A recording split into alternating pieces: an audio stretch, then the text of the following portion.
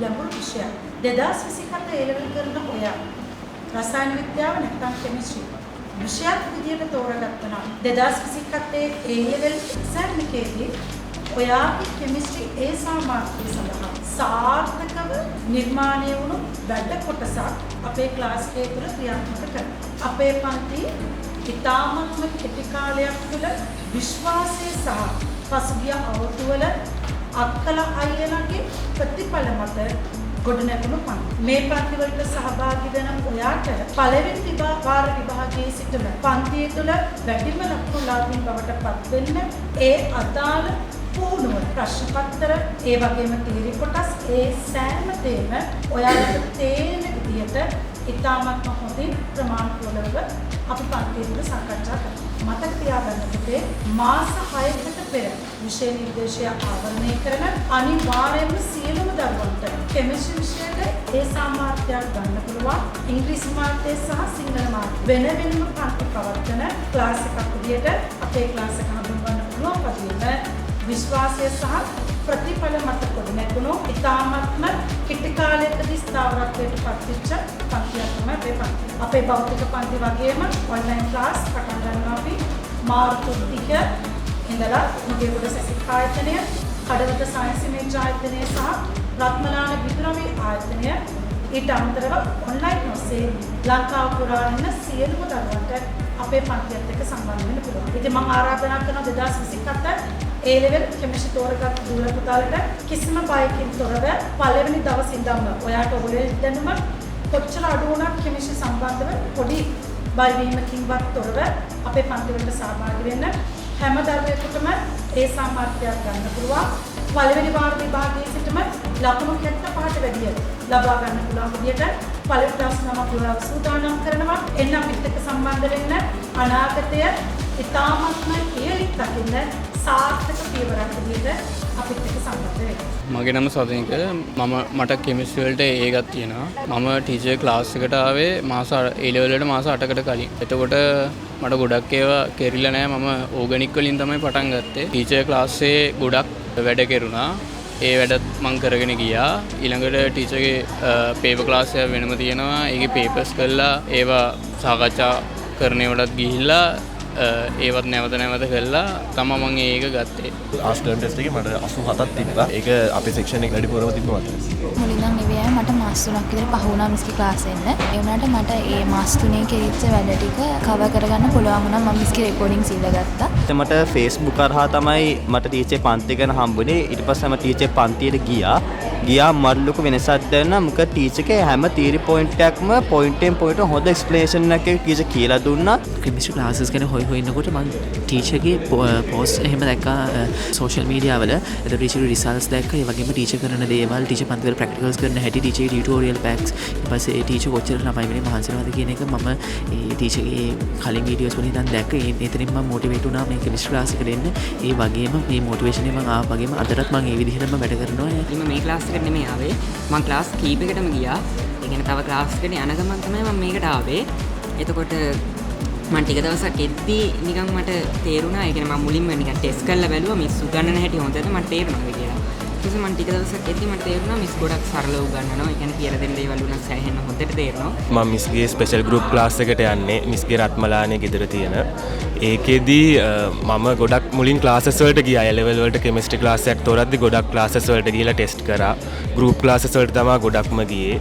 එහෙම ගිහිල්ලා මම මිස්ව තෝරගන්න ප්‍රධානම හේතුව උනේ මට තේරුණා මිස්ගේ අර ඉන්ඩිවිජුවල් ඇටෙන්ෂන් එක හැමෝටම හොඳටම තිබ්බා. ළමයි ගැන හොඳට තේරුම් ගත්තා. ළමයාට කොතනද ඇටෙන්ෂන් එක දෙන්න ඕනේ, කොතනද දුර්වල කියන තැන මිස් අඳුරගෙන ඒ තැන්වලට අවශ්‍ය විදියට මිස් ටීචින් මෙතඩ්ස් හදාගෙන අපිට කියලා දෙනවා. ඒ වගේම මිස් හරිම ස්පීඩ් එකට සිලබස් එක කවර් කරනවා. එලෙවල් පටන් ගත්ත කාලෙම වගේ මම පුස්සල්ලසේ ක්ලාස් එකක්දී මිස් එක දවසක් ඇවිල්ලා මිස්ගේ ක්ලාස් එක ගැන කිව්වා. ඉතින් මට ඒ වෙද්දි කෙමිස්ට්‍රි ක්ලාස් එක ඇත්තටම තිබ්බේ නැහැ හින්දා මම මිස් එක try කරන්න ගියා. ඒක හින්දා මම first 2 weeks විතර ඇවිල්ලා මට ක්ලාස් එක හොඳයි වගේ කියලා තේරෙන හින්දා මම දිගටම ආවා. දැන් අද වෙනකනුත් එනවා. ඉතින් ටික කාලයකදී යාළුවන්ටත් කියලා යාළත් ආවා. ඉතින් මිස්ගේ වැඩ පිළිවෙලත් හොඳයි. I think her paper classes are really good, especially her papers. They're really standard and they are more tough compared to the A-level papers. මගේ වයස 16යි. ටීචර්ගේ තියරි අල්ලගන්න ලේසි මොකද ඩේලි පේපර් එකක් දෙනවා. එතකොට අපිට අර තියරි පාර්ට් මිස් වුණත් ඒව ටික ආය අල්ලගන්න පුළුවන්.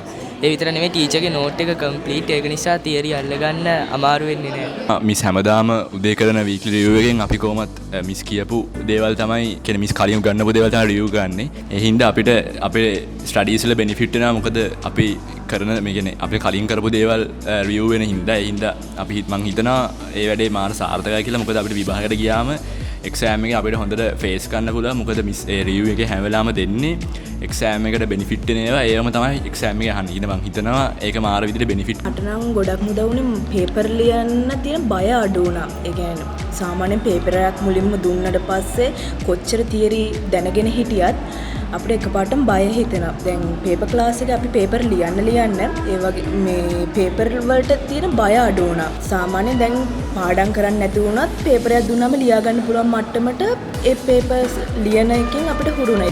කෙමිස්ට්‍රි ගැන අපිට කිසිම අදහසක් තිබ්බේ නැහැ. එතකොට අර තියරි කරමු කියලා අපිට මේ කරගන්නත් බැහැ. එතකොට පේපර් කරන එක හරහා අපිට ගොඩක් ලොකු මේ උදව්වක් වෙනවා මේ කියන්නේ සබ්ජෙක්ට් එක හම් තැනකට යන්න. අපි පේපර් එක කරාම ඒකේ අපිට දැන් මිස්ට් වෙච්ච ඒවා ඔක්කොම ටීචර් ආපහු කියලා දීලා අපි ගෙදරදී ඒක ආයි තනියෙන් කරනවා.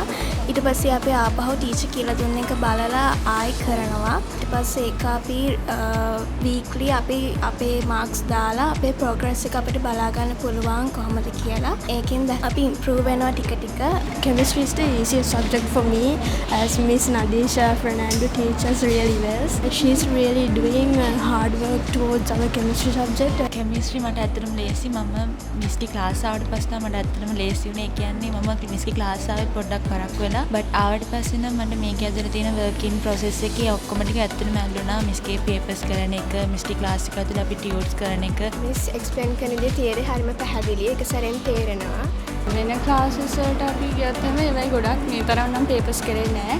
අපි ගොඩක් පේපර්ස් කරන තරමට තමයි අපිට විභාගයක තියෙන ප්‍රශ්නවල වෙරයිටිස් ඒ කියන්නේ අඳුර ගන්න පුළුවන්. අපි ඕන විදිහක ප්‍රශ්නයක් අපි කරලා ගියාම අපිට විභාගයට ගියාම කිසි බයක් නැතුව ඕන ප්‍රශ්නයකට ඕන විදිහකට උත්තර ලියන්න පුළුවන්. ඉතින් මේ ක්ලාස් එකේ තරම් නම් මම හිතන්නේ නැහැ වෙන ක්ලාස් එකක ඇත්තටම පේපර්ස් මෙච්චර කරනවා කියලා. මම වල ඉඳලම නදීස් මිස්ගේ ක්ලාස් එකට තමයි ජොයින් වුනේ. එතකොට මිස්ගේ නෝට් එක ගොඩක් කම්ප්ලීට්. ඒක කියන්නේ ෆුල්ලි අපිට හොඳටම මේ රිෆර් කරන්න පුළුවන් නෝට් එකක් හම්බ වෙනවා. පාස් පේපර් වගේම මොඩල් පේපර්ස් කරද්දී අපිට අර ක්වෙස්චන්ස් ලියන පැටර්න් එක හොයාගන්න ලේසි. එතකොට විභාගෙට ෆේස් කරද්දී ඒක ලොකු පොසිටිව් ඉම්පැක්ට් එකක් අපිට. අනිත් එක එතකොට අපිට මාර්ක්ස් ස්කෝර් කරන්න ලේසි. මොකද මිස් කියනවා මේ පොයින්ට්ස් මෙහෙම ලිව්වොත් තමයි අපිට මේ මාර්ක්ස් එන්නේ කියලා. මම ඇත්තටම කිව්වොත් මගේ ලොකු වෙනසක් දකිනවා මේ ටීචර් ක්ලාස් ආවට පස්සේ. ඉතින් හැමෝටම මම ආරාධනා කරනවා I recommend this class for every person who's doing chemistry. මම අඩුවම ස්ට්‍රෙස් වෙන සබ්ජෙක්ට් එක තමයි කෙමිස්ට්‍රි කියන්නේ. ඒකට හේතුව තමයි මිස් හැමදාම අපිට දානවා RDS බූස්ටර් ක්වෙස්චන් එකක් කියලා.